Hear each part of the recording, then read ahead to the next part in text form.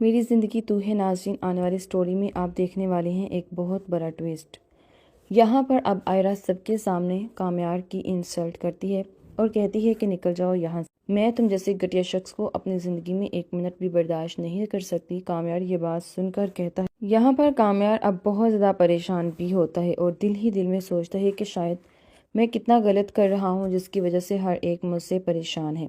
یہاں پر کامیار اپنی دادی سے کہتا ہے کہ آپ میرے ساتھ جائیں گی ان کے گھر اور جا کر میری اور اس کی شادی کی بات کریں گی۔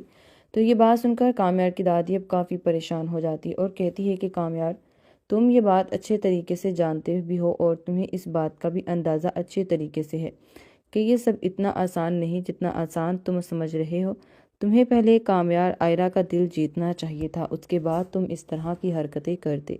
اب کامیار یہ بات سن کر کہتا ہے کہ سب سے پہلے تو مجھے اس لڑکی کا دماغ سیٹ کرنا ہوگا جو بار بار اس کے پاس جا کر بات کرتی ہے، وہ کتنا زیادہ اس کی وجہ سے پریشان ہو چکی ہے۔ آپ جانتی ہیں فریا کی وجہ سے آئرا کتنا زیادہ تنگ ہے۔ یہ بات سن کر کہتی ہے کہ بیٹا کیا مطلب ہے اس بات کا؟ اب وہ بتاتے اپنی دادی کو اور کہتا ہے کہ فریا نے اس کی جا کر یونیورسٹی میں انسلٹ کی ہے، میں یہ بات تو برداشت نہیں کر سکتا اور فریا کو اب اس بات کا جواب دینا ہوگا۔ یہاں پر فریا کی ماں کے ساتھ آخر کیا ہوا ہے، اس کا دوسرا شوہر کتنا بڑا فراڈیا نکلا، کیونکہ اس کے اپنے بچے بھی ہوتے ہو اور اس نے یہ بات فریا کی ماں کو بالکل بھی نہیں بتائی ہوتی اور نہ ہی اس نے اس بارے میں کسی کو بھی کچھ بتایا ہوتا ہے۔ اس نے فریا کی ماں کے ساتھ شادی کے بعد اسے کئی بار مارا بھی تھا، اس لیے اس کی ماں فریا سے بات تک نہیں کرنا چاہتی تھی، ان سب سے دور رہنا چاہتی تھی تاکہ فریا اس کی وجہ سے پریشان نہ ہو۔ یہاں پر اب فریا سے کہتی ہے کہ دیکھو فریا، میں واپس آ رہی ہوں اور ہمیشہ تمہارے پاس رہوں گی۔ فریا اب یہ بات سن کر کافی زیادہ خوش بھی ہوتی ہے اور کہتی ہے کہ موم، آپ سوچ بھی نہیں سکتی کہ آج آپ نے زندگی کی سب سے بڑی خوشخبری مجھے سنا دی ہے۔ یہ بات سن کر کہتی ہے کہ شاید میں کتنی غلط تھی اور میں نے تمہارے ساتھ بھی غلط کیا۔ یہاں پر اب وہ بہت زیادہ فریا بھی خوش ہوتی ہے۔ یہاں پر اب کامیار کی ماں کہتی ہے کہ فریا، میں تمہیں ہی اپنے گھر کی دلہن بناؤں گی۔ میں یہ بات بہت اچھے طریقے سے جانتی ہوں کہ جو کچھ کامیار کر چکا ہے اس کے بعد وہ لڑکی کبھی بھی اس گھر کی بہو بننے کے بارے میں سوچ بھی نہیں سکتی۔ یہ بات سن کر کہتی ہے کہ آنٹی، میں 100% یقین سے کہہ سکتی ہوں کہ اس لڑکی کے ارادے کچھ اور ہیں، پتہ نہیں کہ کیوں وہ سب کو بیوقوف بنا رہی ہے اور آپ سب لوگ بیوقوف بن بھی رہے ہیں۔ یہ بات سن کر کہتی ہے کہ نہیں،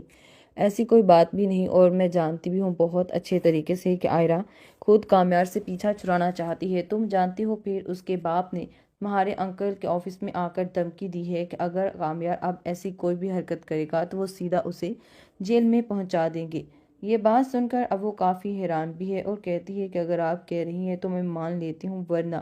مجھے تو ایسے کوئی بھی حالات نہیں دکھتے کہ وہ لوگ کامیار سے پیچھا چھڑانا چاہتے ہیں۔ اس لڑکی کی یہ ایک سازش ہے، آپ دیکھ لیجیے گا ایٹ دی اینڈ وہ کامیار سے کوئی نہ کوئی ایسی بات تو ضرور کر دے گی، لیکن اب آپ کو میرے اور کامیار کی شادی کے بارے میں سوچنا ہوگا۔ یہ بات سن کر کہتی ہے کہ ہاں، میں تمہاری اور کامیار کی شادی کی بات تمہارے انکل سے کر چکی ہوں، تم اس بات کو لے کر فکر مت کرو، تمہیں اس بات کو لے کر فکر کرنے کی بالکل بھی ضرورت نہیں۔ یہ بات سن کر کہتی ہے کہ آنٹی، آپ سوچ بھی نہیں سکتی کہ میں کتنا زیادہ پریشان ہوں۔ کامیار اپنی دادی کو لے کر جیسے ہی آئرا کے گھر پہنچ جاتا ہے تو آئرا کا باپ دیکھ کر کافی زیادہ حیران ہو جاتا ہے اور کہتا ہے کہ تم پھر یہاں پر آ گئے ہو، میں نے تمہیں پہلے بھی منع کیا تھا اور اب پھر کر رہا ہوں کہ میں اپنی بیٹی کی شادی تمہارے ساتھ نہیں کرنے والا، تو تم اس بات کو لے کر کیوں نہیں سمجھتے ہو؟ یہ بات سن کر کہتا ہے کہ ایک دفعہ بس آپ میری دادو سے بات تو کیجیے، میں جانتا ہوں بہت اچھے طریقے سے کہ میری دادو میرے رشتے کی اچھے طریقے سے بات کر سکتی ہے، امی نے اور میرے باپ نے تو اچھے طریقے سے بات نہیں کی۔ یہ بات سن کر کہتا ہے کہ بیٹا، تم کسی پرائم منسٹر کو بھی لے آؤ گے تو میں اپنی بیٹی کی شادی تمہارے ساتھ نہیں کروں گا۔ تمہیں یہ بات اتنی سی سمجھ کیوں نہیں آتی؟ میری بیٹی نہ تو تمہارے اندر انٹرسٹڈ ہے اور نہ ہی وہ تمہارے ساتھ شادی کرنا چاہتی ہے، یہ بات تم سمجھ کیوں نہیں لیتے ہو؟ یہ بات سن کر کہتا ہے کہ انکل، میں آپ کی دل سے عزت کرتا ہوں